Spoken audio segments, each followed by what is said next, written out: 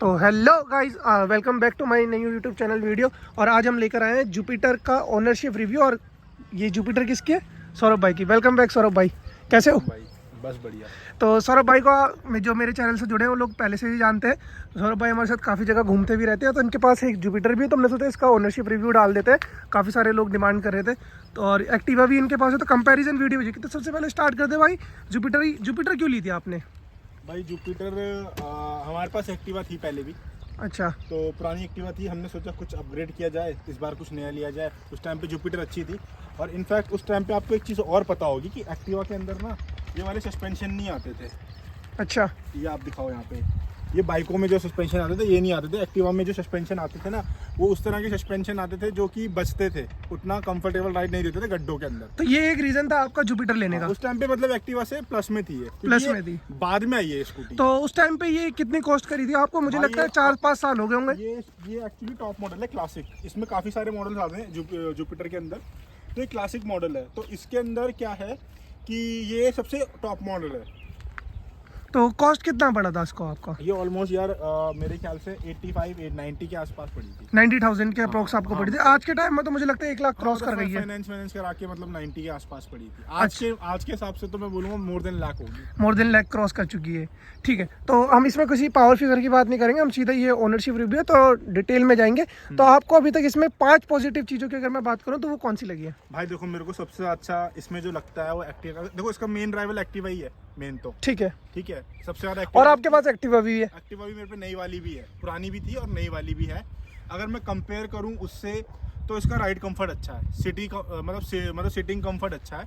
दूसरा, जैसे कोई शॉर्ट पैसेंजर होता है तो इसके अंदर क्या है कि वो ये ज़्यादा ना ऊंची नहीं है, थोड़ी नीची है। हाँ, से ये बात तो सही है आपकी। इसमें क्या है कि अगर आप चलाते हो तो आपके पैर इजीली, दोनों पैर आपके इजीली टच हो जाएंगे। तो अब हम दूसरे पॉजिटिव की बात करते हैं। दूसरे पॉजिटिव इसमें भाई ये है कि इसकी है एवरेज अच्छी। कितनी एवरेज निकाल के दे रही है? एवरेज भाई अगर आप देखो, मिक्स कंडीशन लगा लो, सिटी हाईवे, तो भाई ऑलमोस्ट 30-35 दे देती है। तो आपको अभी तक जो आपकी जुपिटर है क्लासिक, इसने 35 से 40 के बीच का एवरेज निकाल के दिया है। भाई ये 35 से 40 तो नहीं देती, खैर 30 से 35 का देती है। 30 से 35 के बीच की आपको मतलब एवरेज देती है। अच्छी माइलेज है। तो एज एन स्कूटी आप इससे सेटिस्फाइड हो माइलेज से? स्कूटी देखो, परफेक्ट तो कुछ नहीं होता, लेकिन ये है कि जिस काम के लिए बनी है, लाइक लोकल कम्यूटर्स, उसके लिए ठीक है। हाँ, इसमें सामान वगैरह रखने के लिए काफी जगह मिल जाती है। अभी तो देखो न्यू एक्टिवा आई है, तो उसमें भी उसका फुटबोर्ड जो है ये बड़ा हो चुका है, लेकिन इसका इनफैक्ट पहले से ही आता था। और अभी भी जो नई जुपिटर आई है इसमें कुछ एज सच कोई चेंज नहीं है, सेम शेप आती है वो भी। ओके, बाकी पॉजिटिव्स की बात करें हम? बाकी पॉजिटिव की बात करें तो देखो, तो अगर बात करें वाइब्रेशन या मटेरियल क्वालिटी की, तो उससे सेटिस्फाइड हो आप? हाँ बिल्कुल सेटिस्फाइड हूँ, क्योंकि देखो इसमें क्या है, वाइब्रेशन तो ऐसी कुछ नहीं है। ओके, ठीक है, मेरे को ऐसा लगता है कि ये एक्टिवा से कम रिलायबल है। कम रिलायबल है as compare to Activa. Because यार वो एक्टिवा ना, देखो क्या है कि एक तो उसकी पार्ट्स की एबिलिटी से ज़्यादा है। ठीक है, दूसरा क्या है कि वो सबसे पहले स्कूटी में वही आई थी।